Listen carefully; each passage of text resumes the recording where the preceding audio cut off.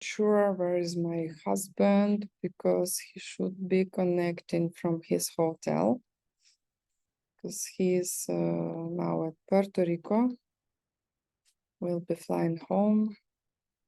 So maybe I will ask volunteers to see when he will connect to spotlight him as well. Okay. So, okay. This is meditation course class 6, and let's maybe review. Okay, here's my husband coming. Let's review what we have done so far. We have reviewed preliminary conditions to meditation, like how to start it basically. What should the room you meditate or space look like? What are external and internal conditions for meditation? Then we have reviewed the posture and started to work on the process meditation. Okay. Hello, my love. Sound pretty good. Yeah, you can speak English, it's okay. Yeah, только говорю по-русски. Yeah.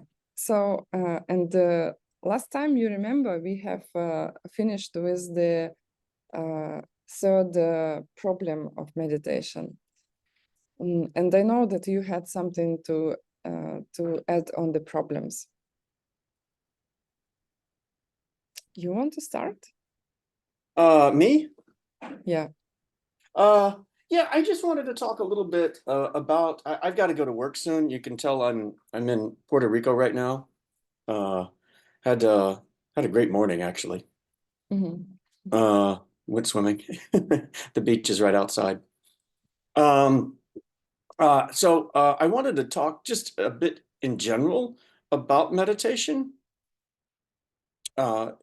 And I'll let Ina go through the individual answers. I've got about a little more than 20 minutes I can talk before I have to go. I've been thinking about meditation in general. And if you haven't seen our class that we gave on the 13 benefits of meditation, you should. It's really exciting to be able to reach shamatha, Shanae, which is, again, that's when you have the ability to really focus on one object without any agitation or dullness. And we'll talk a bit more about what those are in a minute. And so just effortlessly, easily sit down, you can focus on one thing, and your mind is so much more powerful when you've trained it to be like that. It's like you're an elite athlete mentally, right? And when you've got it, it's cool, right? It's really fun when you can do that. It's exciting. It's like I've been going to the pool at home in Chicago. It's warm there now. And you see people, Ina and I belong to this gym. It's a very nice gym. And the pool there, it's almost like a resort pool. And they have lap lanes, and I'll go outside and swim. But you see, a lot of the people there, they've been working out all winter. And they look good, right? And they're happy to go outside because they look good and they're enjoying being healthy, and it's nice. Meditating is like that for your mind, right?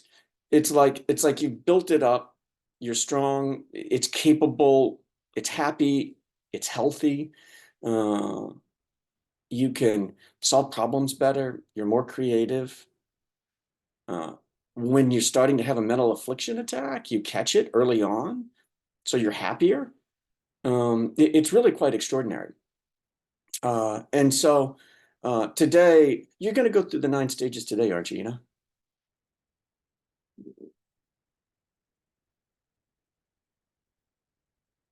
Uh-oh, caught her with the mute on.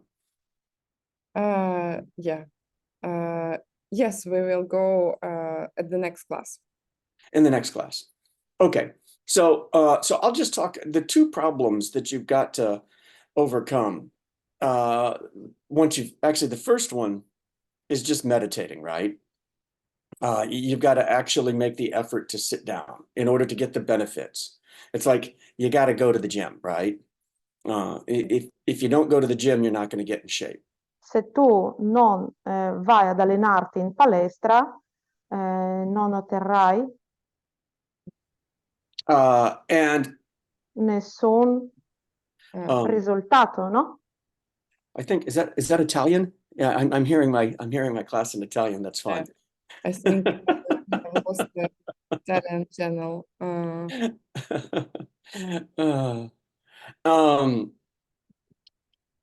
And so you got to sit down on the cushion. Like you've got to go to the gym, you got to sit down on the cushion. And then in the first 3 stages, you're working on just keeping your mind focused on something, right?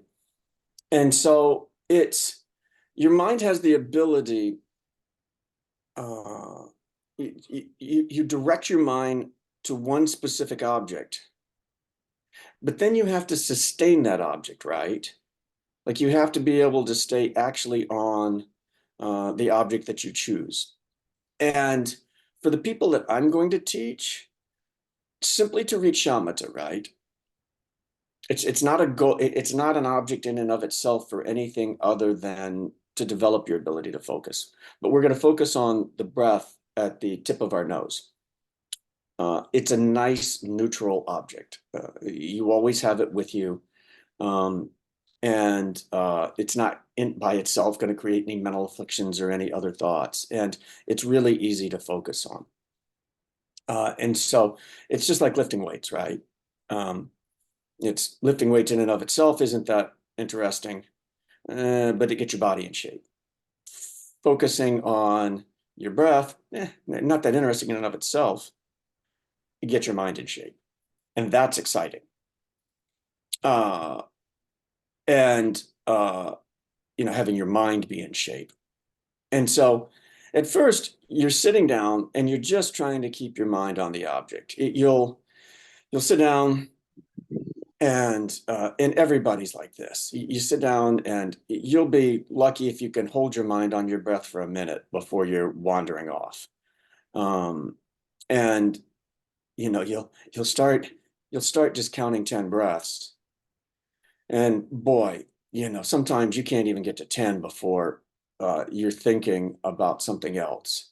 But at least you're sitting down and trying, right? The meditation doesn't count unless you're actually trying. If you sit on the cushion and you just daydream the whole time, that's not a meditation. That's just daydreaming on the cushion. You actually have to be like working at focusing on the breath. But then after you've done this for a while, the amount of time that you're wandering off the object, the amount of time that you lose awareness of the breath altogether, that will start shrinking. And so the first 3 stages, that's what you're working on, is shrinking that amount of time.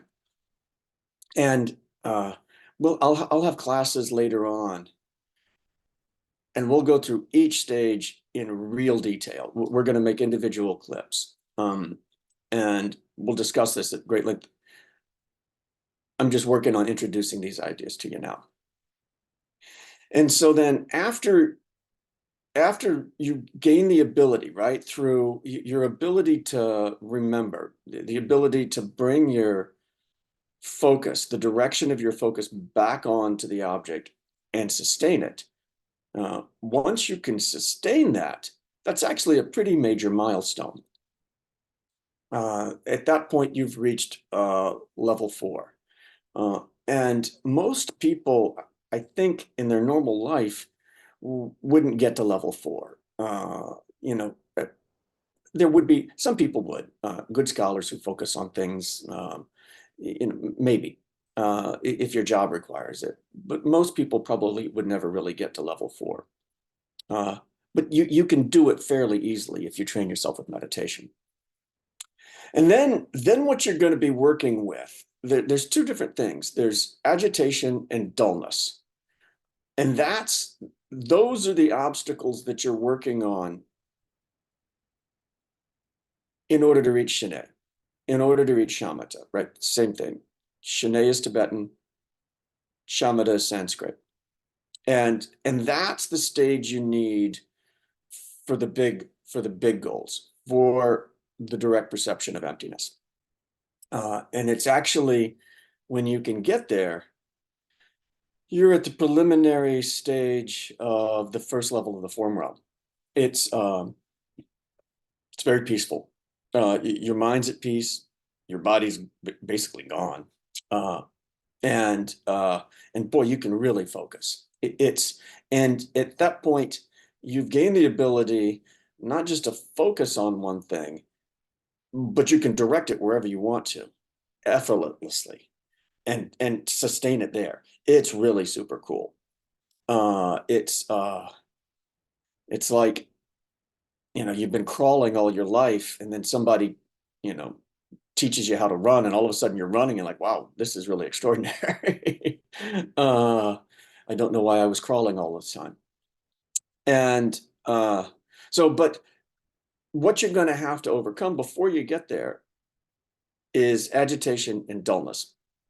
So agitation, what that is you can use an analogy of a light. Those mag lights where you can like make the cone wider or smaller, right? And you can focus in on something.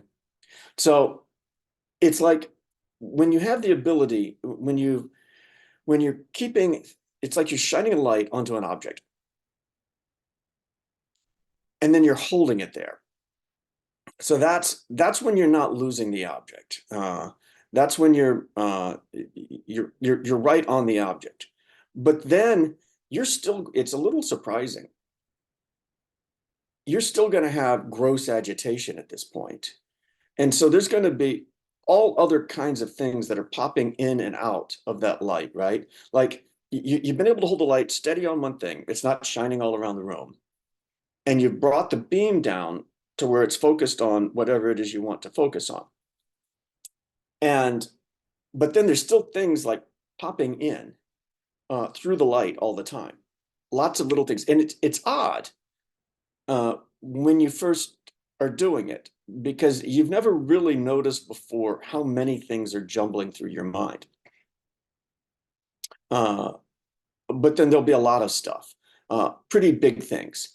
And with gross agitation, the bad form of it, or the bigger form of it, sometimes what you're aware of will be greater than your object of meditation, which is your breath. Like you'll still be aware of your breath, but it'll be in the background. And whatever is distracting you, like a momentary thought, coffee, lunch, my knees hurt, my back hurts. I got to go to work in 12 minutes. All of these things, they're now becoming bigger than your object of meditation. So that's gross agitation. But then you get, later on, as you get better, you have subtle agitation. You've worked on it. You're keeping your mind focused better on the one object. And then we'll talk about how to do that. I'm just describing the problems now. Subtle agitation, it's the awareness of your object is greater than your awareness of the distractions, little tiny things. And they say it's like you're standing on top of ice, right? Like you're standing on a creek and it's frozen over, and you're standing firmly, which represents that you're firmly on the object. But there's water running underneath the ice, and you're aware of the water running underneath the ice. And that's exactly what it's like. You've got a really good hold on the object. But there's still this slow undercurrent of thoughts that are that you're aware of. And you can get rid of those.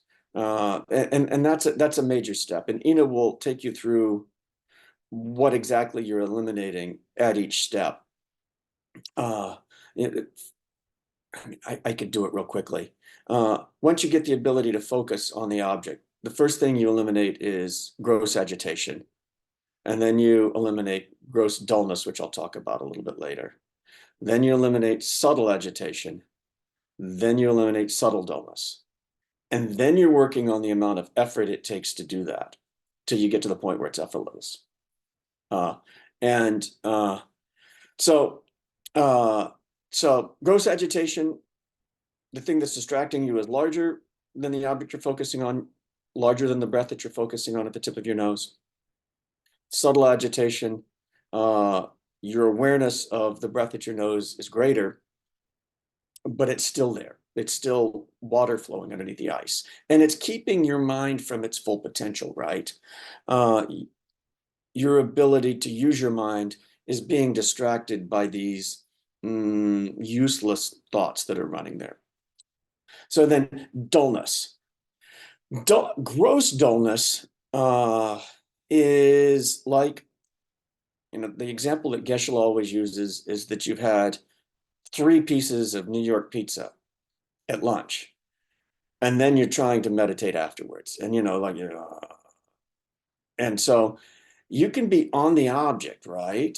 Like your mind's focused on the object. You're not losing it, but boy, are you having a hard time thinking anything about it, right? It's kind of like the light's focused on the object, but boy, it's been turned down. It's really dim. It's also, I've seen authors compare it to being like drunk, right? Like, you have the object, but boy, you don't have any clarity, right? Your mind's dull.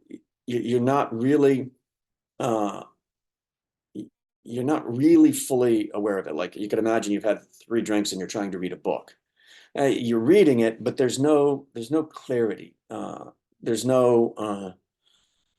not really into it. You're not picking up the details. I mean, you read all the words, but you're not really getting it. So that's gross dullness. And then at a certain point, gross dullness just slips over into sleep, right? Which is a common thing that happens after you've gotten rid of agitation. And then you're working, after you've gotten rid of gross agitation, and then you're working on your gross dullness. At that point in the meditations, you tend to be struggling with sleep because you've calmed your mind down, but you haven't retained the clarity, right? You haven't retained the brightness to it. And so then subtle dullness. This is the big trap. This is the one they warn you about. You're on your object. You're not falling asleep anymore. But it's subtle. You still have a subtle dullness. You're not really fully bright. The light is still a little dull. You're not really fully engaged in analyzing it. And this is the last one that you get before. This is stage 6. This is the last one you get before you get to stage 7, where actually stage 7, you'll still have a little bit of, and Ina will go through these again with you a bit.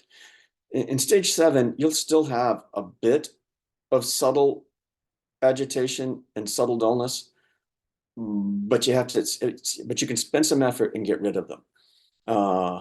And that you just don't have an intensity to it, right? It's not bright. It's like it's dim. It's like there's a shadow over the object somehow, and you're not fully engaged. When you can get rid of that, and you know it when you've done it, it's exciting. It's bright. You're strong. it's fun. It's really, it's a really cool thing to be able to do. And then once you get to that point, then you're working later on how much effort it takes to get rid of even the subtle agitation and the subtle dullness. At some point, it takes quite a bit of effort. Then it takes a little bit of effort. By stage 9, you sit down and you're straight into it. Like, you sit down on the cushion, and in just a few breaths, your mind, you've trained it so well to focus, and you're so aware of what it's doing that you sit down and you can focus your mind right where you want to. And at this point, you're understanding things you weren't able to understand before. I mean, you're stuck. After you've done this for a while, you'll carry it off the cushion with you. You'll retain the ability to focus. And then and it's really, it's energizing, because focus is one of the things that, I think we've covered this already, but it's one of the things you need to sustain life.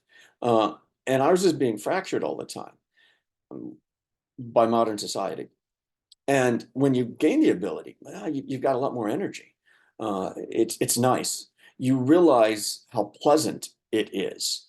And then actually you start wanting to make changes to your life so that your attention isn't being fractured. Like, you don't like music just playing in the background, right?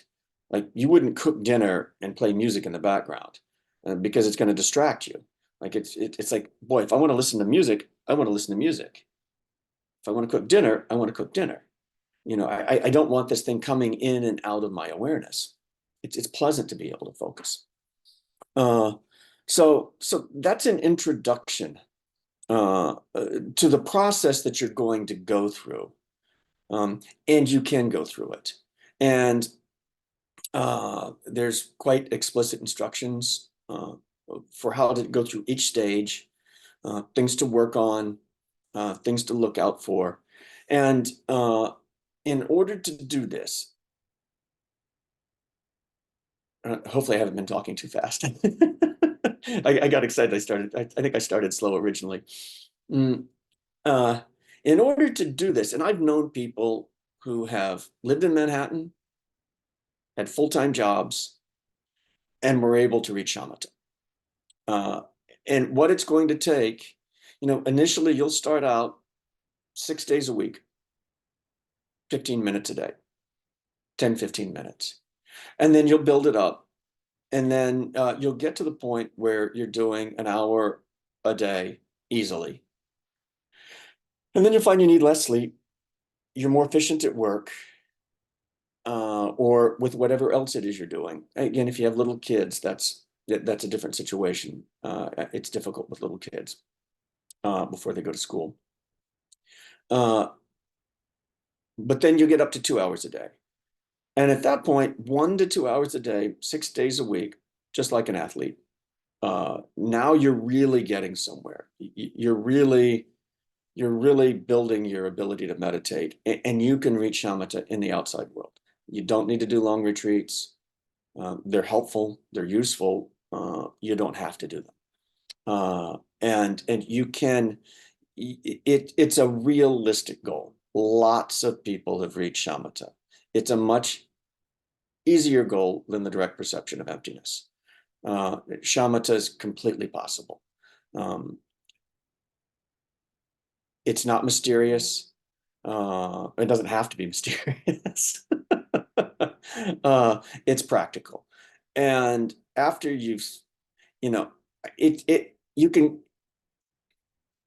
it's obvious. People will train themselves for shamatha routinely, just like they go to the gym now. People will train themselves in meditation to be more effective. And so that's what I've got. I'm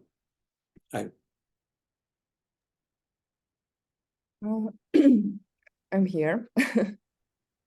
Thank you for this presentation, because it was very important for us guys, you to hear it, because Bill has this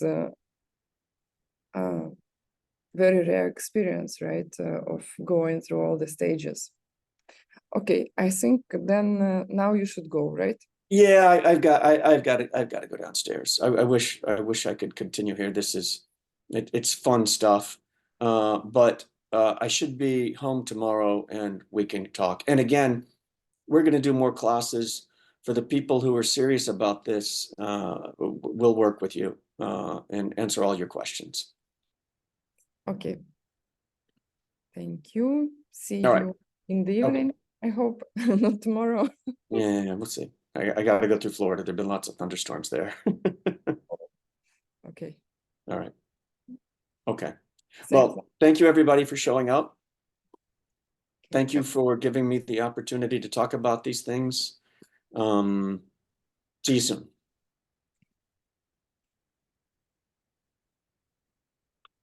Okay.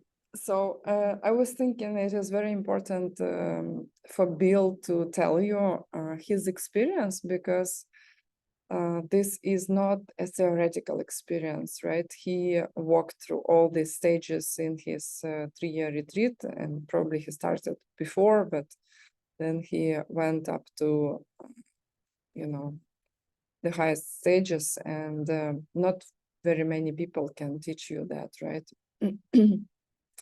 So let's start the class because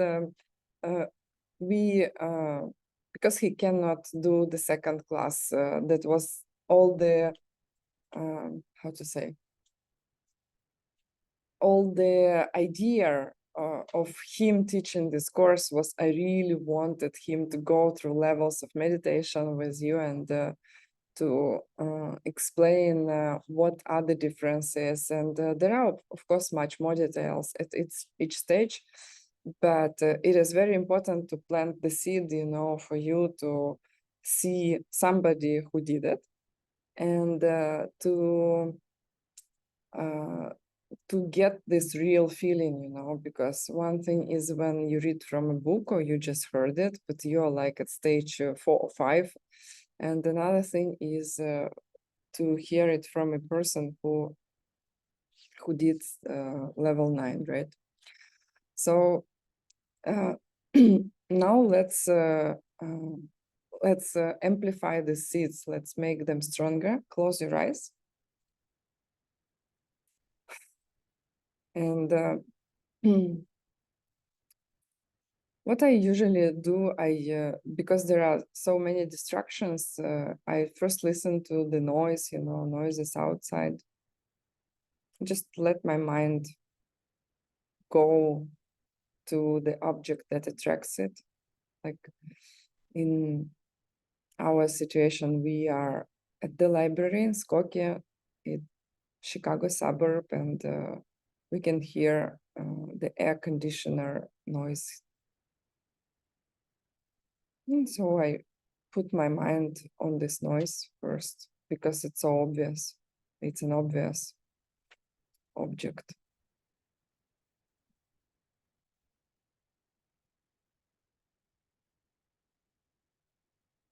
And then I slightly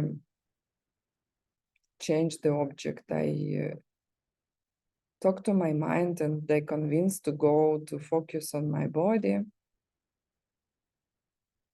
Like, okay, let's focus on our body. Okay.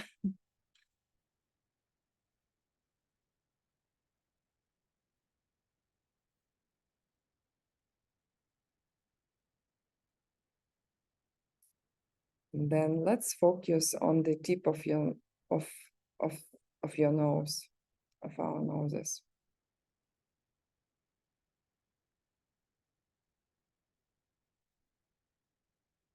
And start counting your exhales and inhales.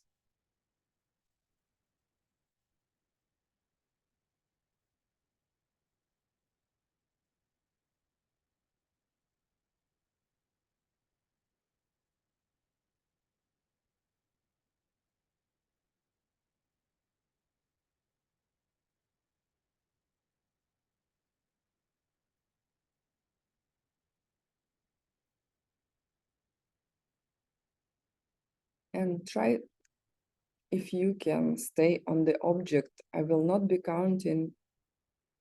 You start with exhale, inhale 1, exhale, inhale 2, and see at which number you will lose your object. And if you will be sincere, maybe you will lose at 2 or 3. Because your mind should be strongly on the tip of your nose.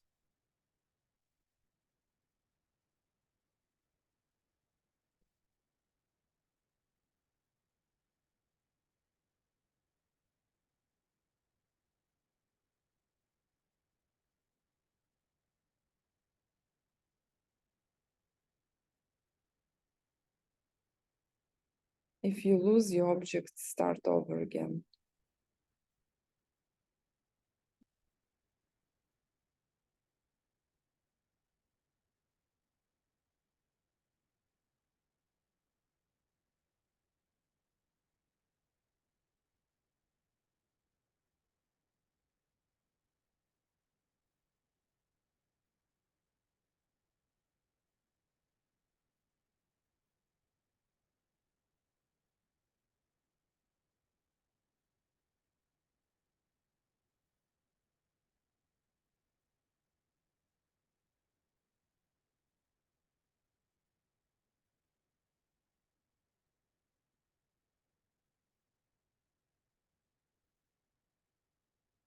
Don't get upset or frustrated if you lose it every single time when you count 2.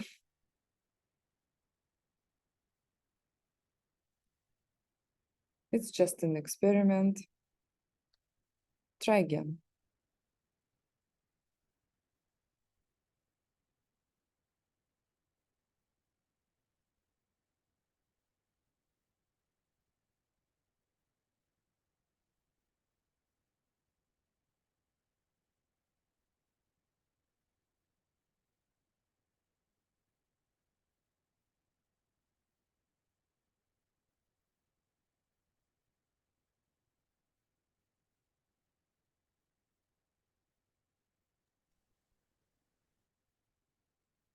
Independently on how many you counted, now think about your motivation for the class.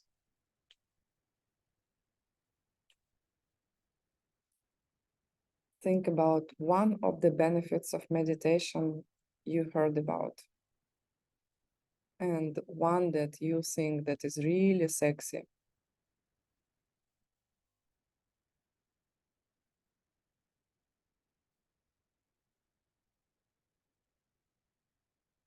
And make a decision that you will reach this one.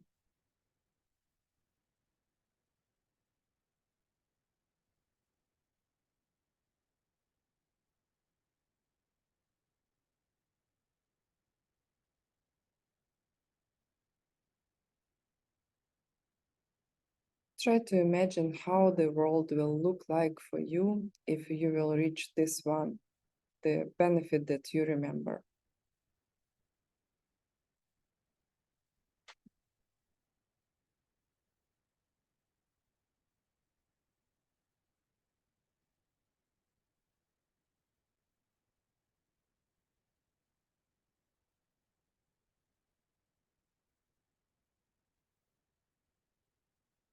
And try to feel this joy from reaching what you wanted.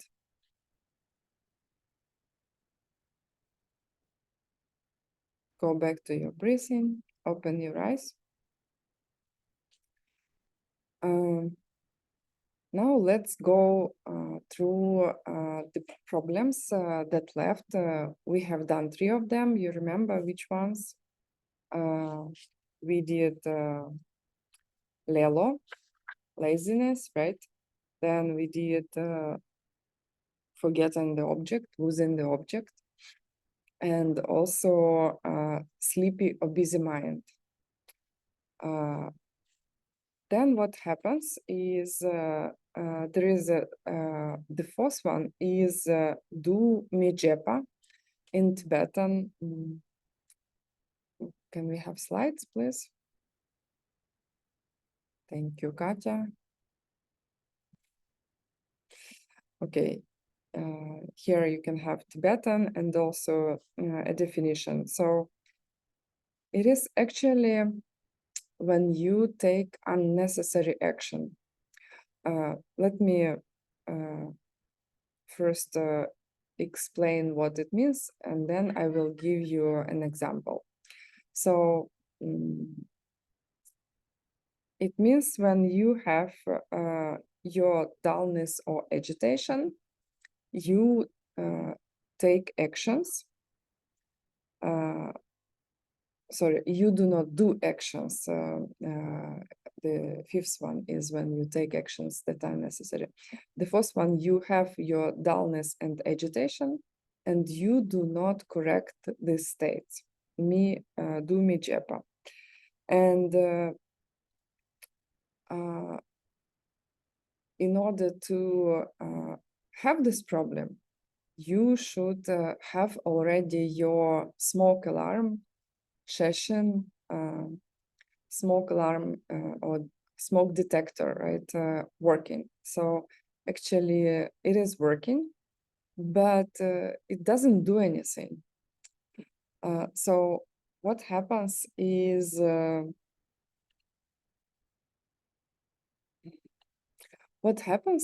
you're meditating and your smoke detector is working, you know, like, are you busy? Are you sleepy? Are you busy? Are you sleepy? And then sleepy, you're sleeping, you're sleeping. You didn't sleep enough. You had dinner, you know, like, and what happens? Like, you're,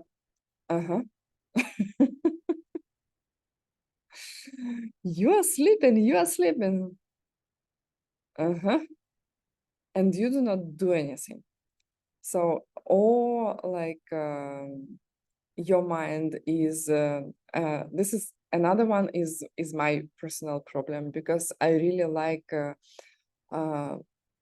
creative side of meditation, because you're supposed to meditate, but guess what?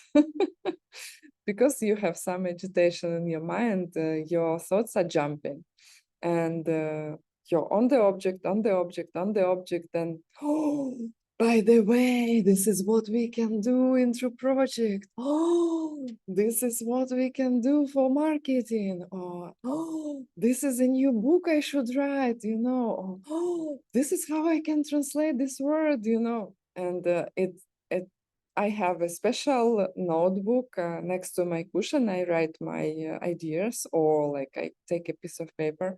Usually, if not, I really, I'm really getting upset, because these ideas, they are good enough only till the end of meditation, and then usually you forget completely, and they are good ideas. But the negative part of it, you actually are supposed to meditate on your object, and you are jumping, and then I catch myself that I jump to these more interesting objects for me, and I do not do anything to stop it. So first thing is you see dullness, and you're like, like, imagine we had recently with my husband, I forgot to change the alarm on my phone. And you know, iPhone alarms can be really nasty, and and it is not at the end table at my bed, but it's somewhere a little bit far away, like in the next room. And I think we came back from Japan or something, so it was really not a good time for the alarm, like even not 6 a.m. or something. And we were so sleepy, and I know he knows, he hears the alarm. I also hear it, but we are like, maybe it will stop. And it is a bam, bam, bam, bam. Yeah, maybe it will stop. And this is exactly how your mind looks like when you get to the fourth problem. Like, you see, I actually really love making parallels with these 5 problems and your life, my life, because we all have them. We have them all these 5 problems. And it's true that when you reach shamatha, you take your meditation off the cushion, and basically your level of meditation is changing your life, right? But it actually starts happening before. So if you really work hard on your sleepy and busy mind, you feel that in your normal life, you also have less of that, right? You become peaceful, you do not react right away to criticism or something negative. Like you are starting to have this room between the external circumstances and your reaction. Like something happened and you're like, okay, should I react? Should I not react? You kind of have a bit more freedom. So, and this one you also probably can relate to your life, right? Like something happens and you should take actions and you don't, right? Like something, you do something that you know is not useful. You're wasting your time.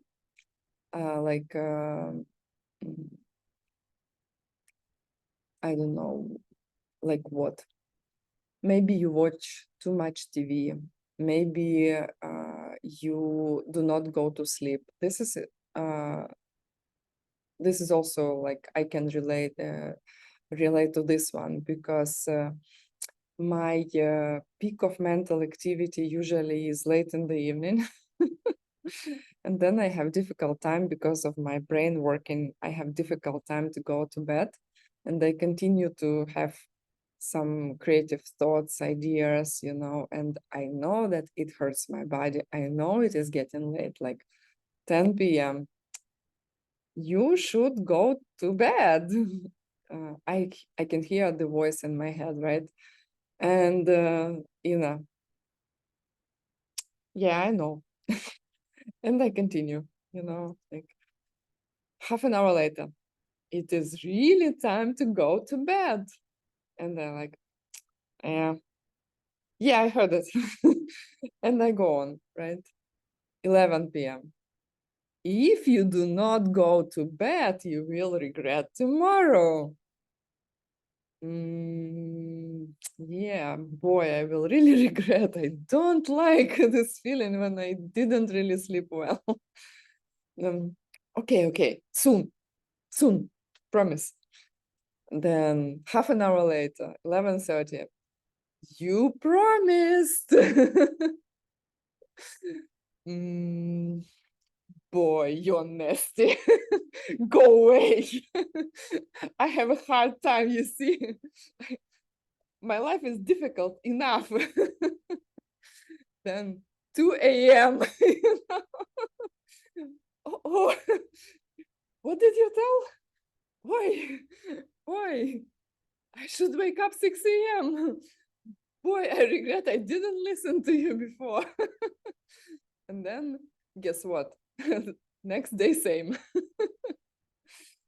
So if you can relate to this, when you will meditate and when you will work with this in meditation, when you will teach your mind to react to these session alarms, right?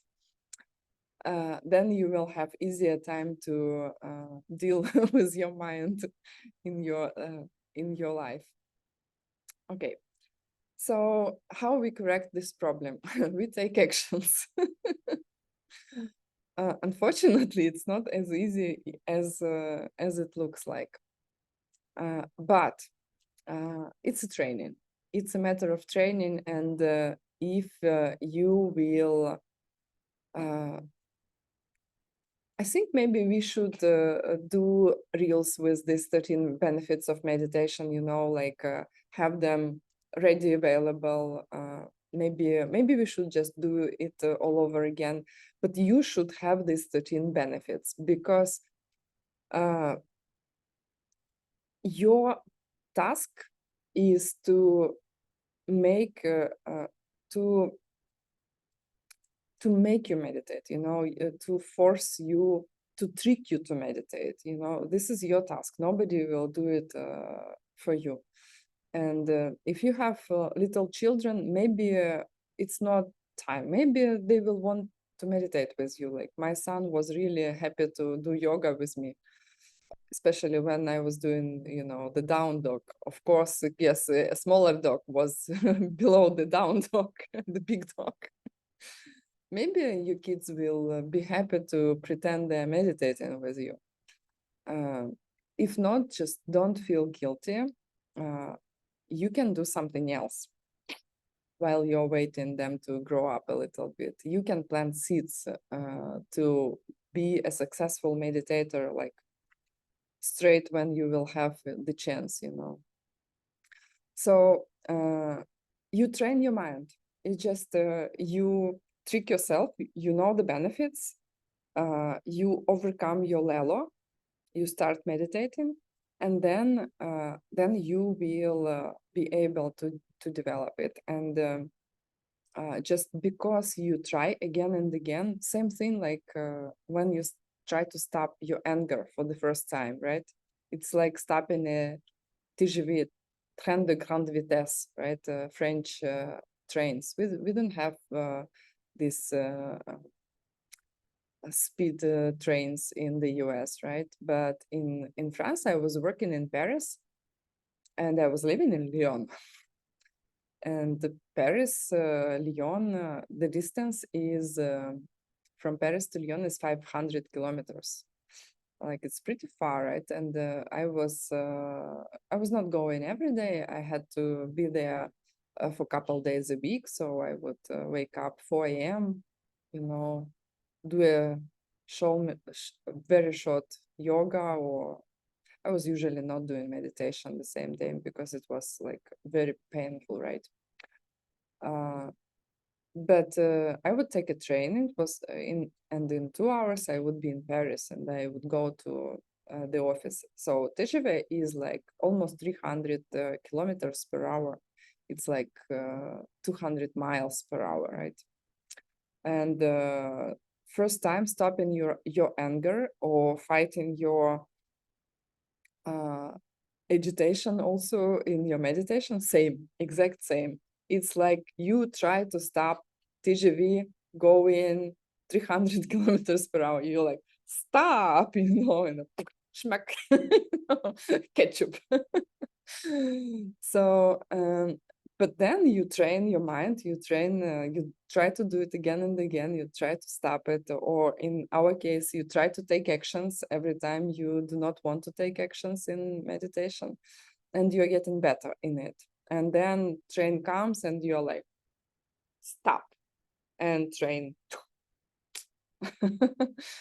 And it's very pleasant, because this is what Bill described you, that you start to feel this pleasant feeling of meditation, because you have this incredible feeling that you are in control, you know, like you told your mind stop, and it stopped. You told your mind run, and it runs, you know, like it's like training a dog or something very similar. So take actions in Tibetan will be do chepa. And you correct actually two things. You correct mental dullness, and you correct mental agitation. Yeah. And I really like this slide, because this is the whole idea of meditation, is you make it balanced.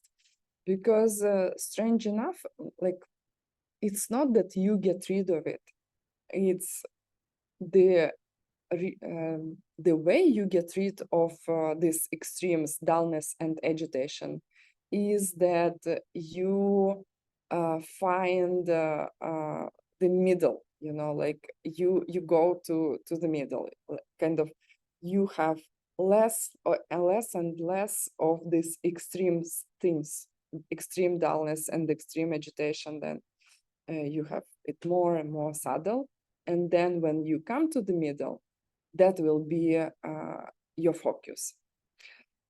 So we correct these two things, and it will be your main process in your meditation. Like once you get on track, when you have a little bit of experience in meditation, like let's say you reached level 4, even probably you start almost from the very beginning, but mainly like big job starts with level 4.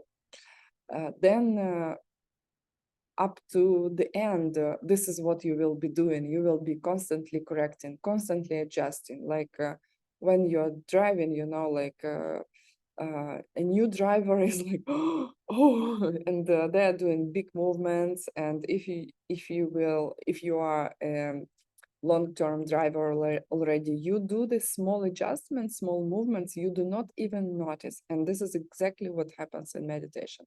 You will be automatically doing these adjustments with the time. Like you don't have to think twice about it.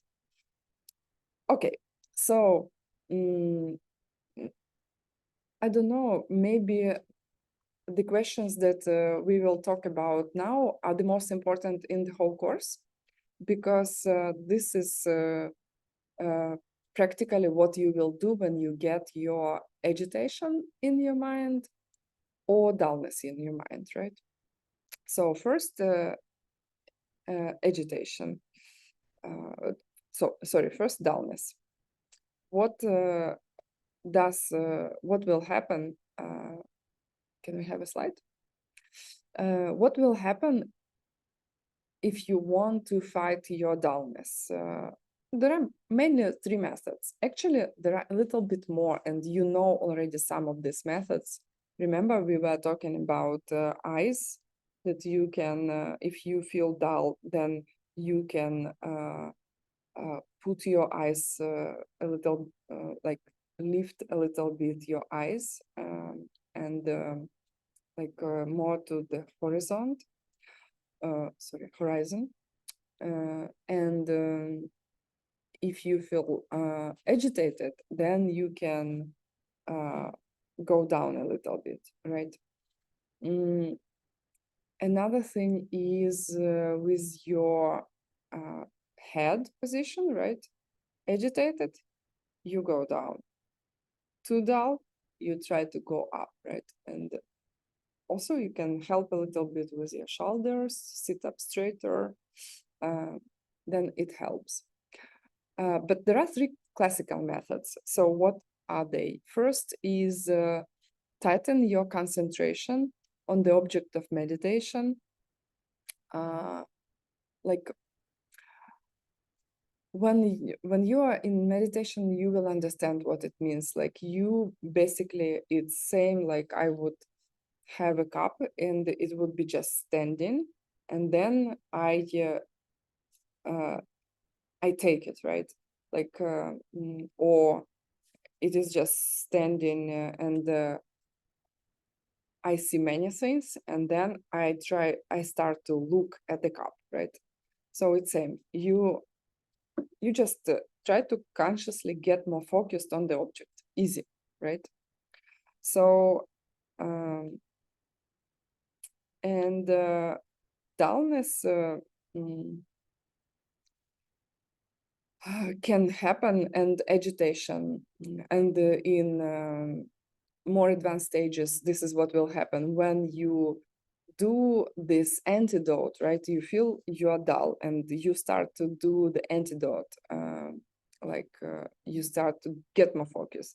Usually you are overdoing it. This is how it works. And then you take other actions. So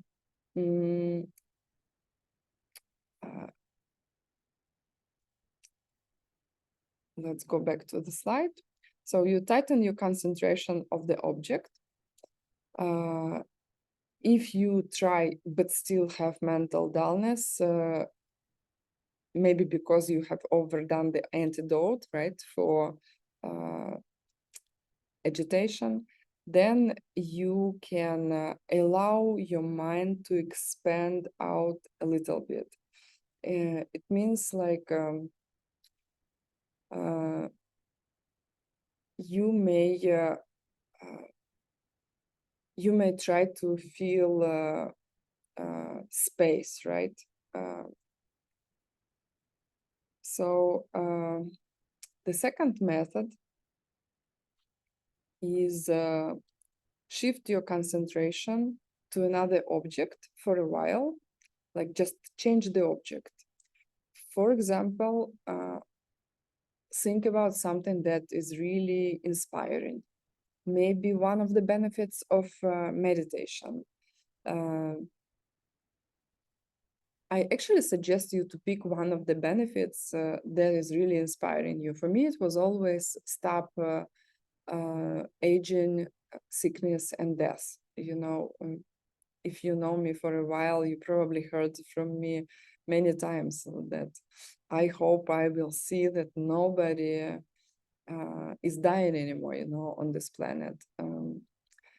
Because if you just want to fight your stress in your life, meditation will help you, because it's just a side effect of meditation. It's a side effect when you start working with your agitation, right, in your mind. As a side effect, you will get it. As a side effect, you will get more harmony in your life. But the benefits, the cool things, they are the last five,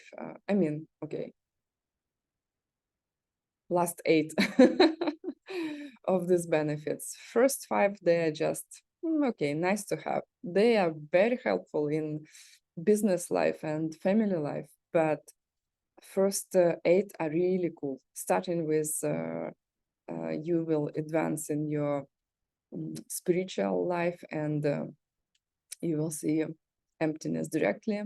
It means you will know, you will see directly how the world functions, right? And all the consequences out of it. Never get angry. Stop your own death, be able to help many living beings, countless living beings. Be able to feel this intense love to every single living being. It's cool. It's pretty cool. Something that is worth doing with your life, right? Okay, then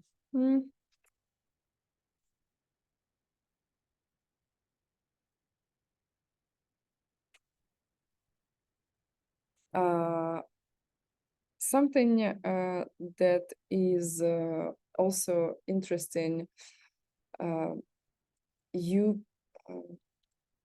that is helping me a lot in my meditation.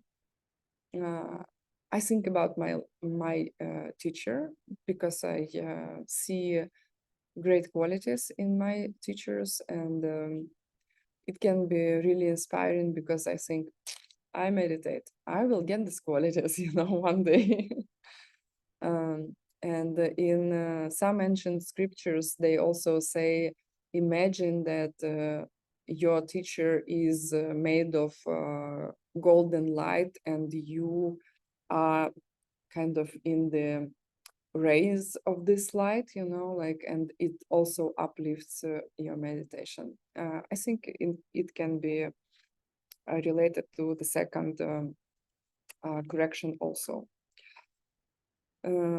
Yeah, you can think about the fact that you will help many living beings, and how cool it will be if you will change, maybe you will change the whole planet, because you meditate.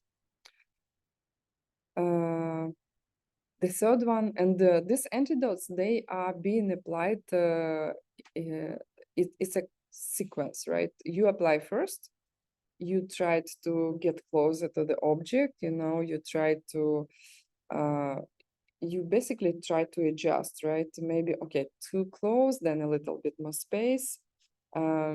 Then you think about something that is inspiring for you, like a quality that you want to get. Imagine you have this quality, right? Or one of the benefits of meditation, something inspiring. You can think about this golden light stuff, you know.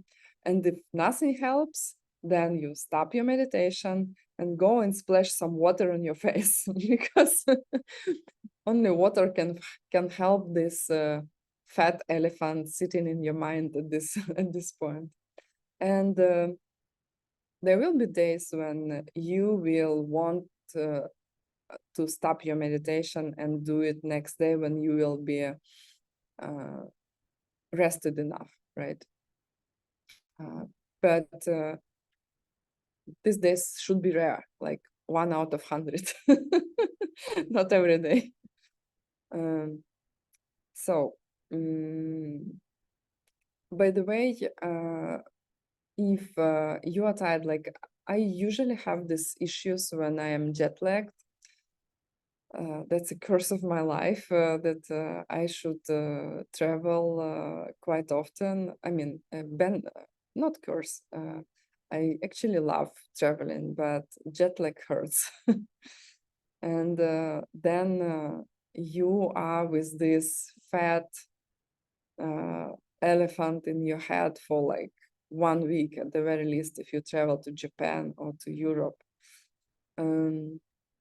So yeah, do your best, you know, walk. Walking helps with both fat elephant in your mind and jet lag. Walking, seeing the horizon, something like that.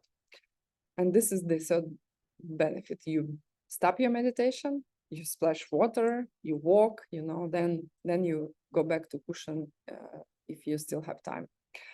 3 methods for bringing your mind down in meditation. So the fat elephant is done. Now the monkey jumping around in your mind. How it feels. I mean, you have ideas, you think about breakfast, you think, boy, I wonder, is it 5 minutes already in meditation? Am I meditating? You are not meditating. Then you think, am I meditating for 5 minutes already or 10 minutes? Is the alarm soon, you know?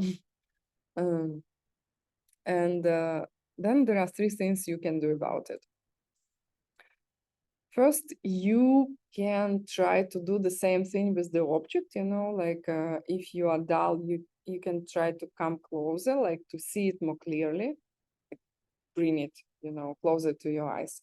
And if you are you are nervous, you know, you have like thoughts, you may want to take a little bit more distance with the object. This is the first one. Mentally loosen up on the object. The second one is if you try to let it go a little bit, then and it will not help, you apply the next antidote, which is really efficient. I tried it and I think it did magic with my meditation, because I had this crazy monkey jumping around in my head. Think about somebody who you loved and you lost.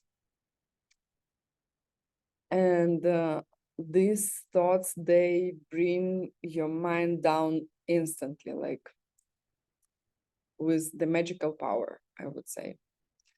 If it doesn't help, then you can restart and do again your 10 exhales, inhales, and restart the meditation. And same, you can try to fix your posture, like if you are too agitated, then go down a little bit with your head and with your eyes also. Maybe you will want to close your eyes completely if you are agitated. I meditate with my eyes closed because I'm prone to agitation more than dullness.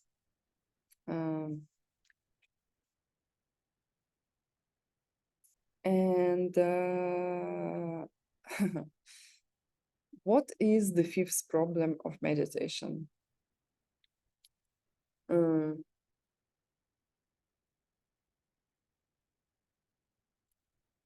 If it is not broken, you should not fix it. Like, I try to think, like, you do not try to, I'm a medical doctor, right? And you do not want to treat a healthy person, right? They may take some supplements, it's okay, but you do not treat healthy people. I was working for 15 years in clinical trials, and usually, except there are exceptions, like some early phases, if it's not really toxic, can be tested on healthy volunteers. Otherwise, you should have somebody who is sick, right? Oncology or something else. You do not want to treat it with powerful methods like, I don't know, chemotherapy, a person who is not sick. So same here, like we will go through levels of meditation, and there are levels that you already developed so well, these meditation muscles, Sheshin and Drenpa, smoke alarm detector, you know, like, are you sleepy? Are you busy? Are you sleepy? Are you busy?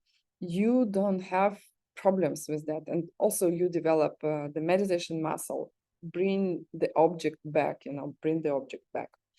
And you do it so well that they are like, you know, like parents that are that are too caring, you know, like that. Sometimes children are already 40, but they still try to, you know, to think that they tend to think that they're still babies. So how it feels like you're meditating, and your meditation is perfect, you know, because you already driving this car, you know, for years. And then you just sit and boom, it's perfect. But are you sleepy?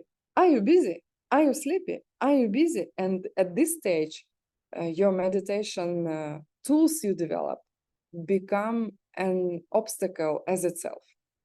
And then at this stage, and this is a problem, nice to have. And it takes maybe 10 years to get to this problem.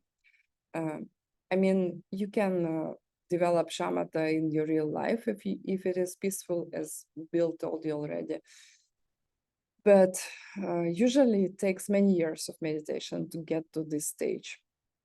And these years should be usually without much stress, you know, nobody died, no war in your country, etc. So then you get to the stage and you just let it go, you know. So the final problem is unnecessary corrections. And the correction here is stop making efforts to make this correction. That was the last question of this class, and I will be a good teacher and I will let you go earlier. So we will have a break, and when should we go back? In 45 minutes. Okay, so let's come back, and we will go through the levels of meditation with a bit more details and examples.